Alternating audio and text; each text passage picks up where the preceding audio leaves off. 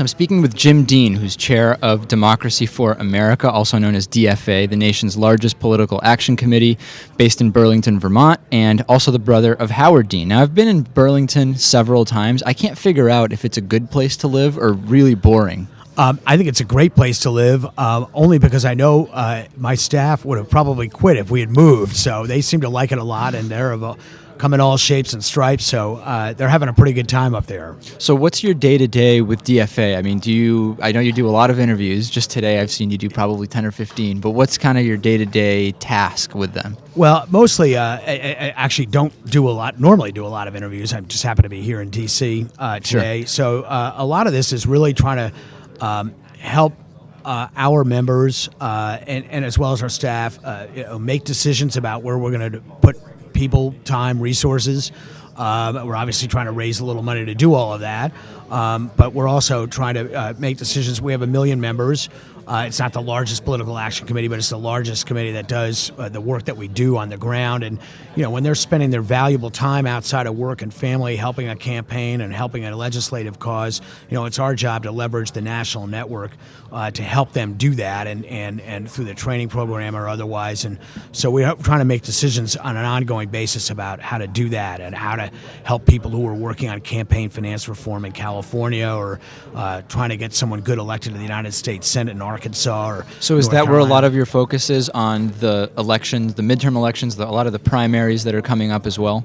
Yeah, the way we've sort of structured it is we've been doing this campaign lately called Primaries Matter, where we're supporting about 4 or 5 races and primaries in congressional seats, mostly and the Senate. And I think one is Marcy Winograd, right, who was on my show last week. Yeah, Marcy Winograd, who's been running a great campaign, and a lot of our members have worked very, very hard for her the last time she ran, and they're back again working very hard for her, and 85% or so really wanted us to do that. And in a primary, it's very important to us that we have that kind of support among the membership, because primaries are a little bit different than the general election.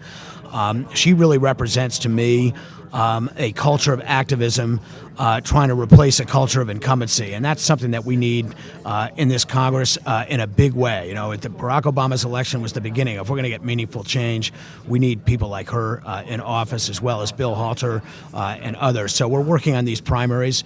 We're going to help challengers. But a lot of what we're doing now and what we normally do is work on the local stuff, the folks that are running for state legislature, and that's really important. Missouri is trying to institute a copycat immigration bill to Arkansas, and thank God there's 3 or 4 folks, and we did support them. We helped them. They were not the reason they got elected. They were great candidates, but they're in there fighting against this. And that was something that happened.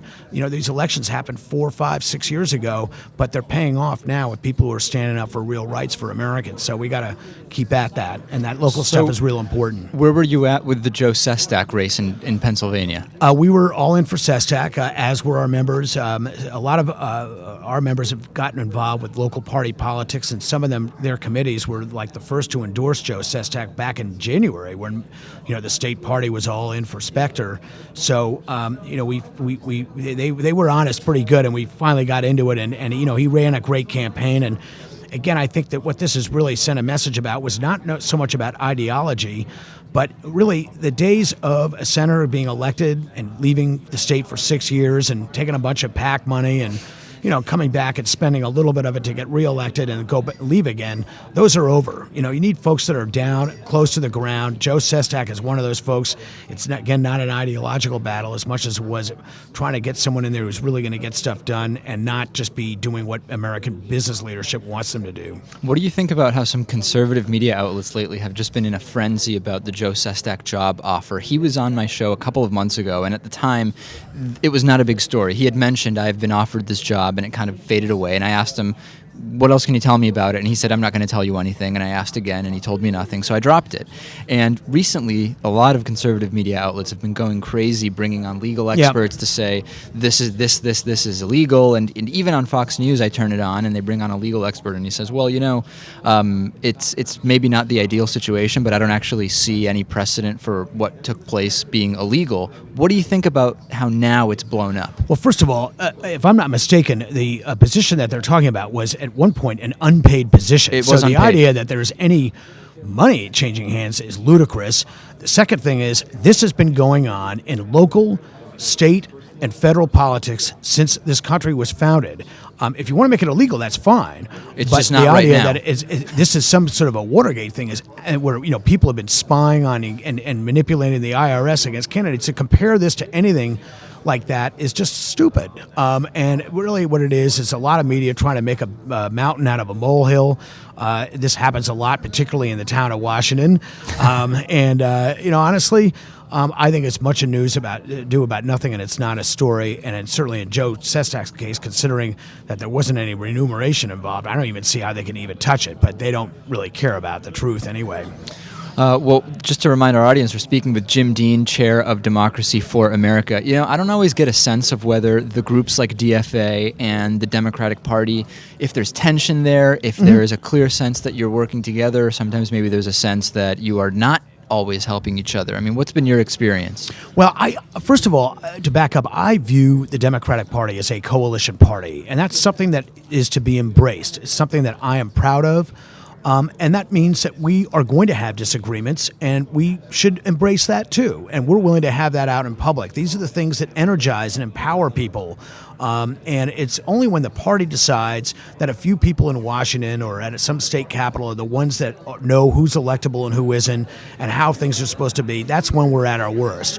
Right now, frankly, over the last 6 years that I've been doing this, state parties and local parties, we've had very good relationships with them because of the training programs that we do and the fact that our members do great work and work very, very hard for candidates locally. There are times when it gets uncomfortable, like when we go after fellow Democrats, particularly in Congress, like we did. Which is happening right now as well. Well, for example, we ran an ad with Progressive Change Campaign Committee against Ben Nelson because he was trying to stop health care reform. And I know that some of the local parties in Nebraska didn't particularly care for that, and it made them uncomfortable because Ben Nelson finances a lot of their activities. But the fact of the matter is, this is what we are. We're grown up enough to have these debates. And if we don't have them, we're going to end up just like it was in 1994 where we get thrown out. So we need to start embracing that kind of culture of entrepreneurship, culture of activism, and celebrate that because if we become an incumbency protection racket, we're going to be out of our butts. Midweek Politics is brought to you in part by Jackson & Connor, classically modern men's apparel in Northampton, Massachusetts on the second floor of Thorne's Marketplace. By DIF Design, specializing in custom business websites at difdesign.com. And by Shentrition.com, provider of all-natural superfood and adaptogenic herbal blend at Shentrition.com. To find out more about underwriting Midweek Politics, visit midweekpolitics.com.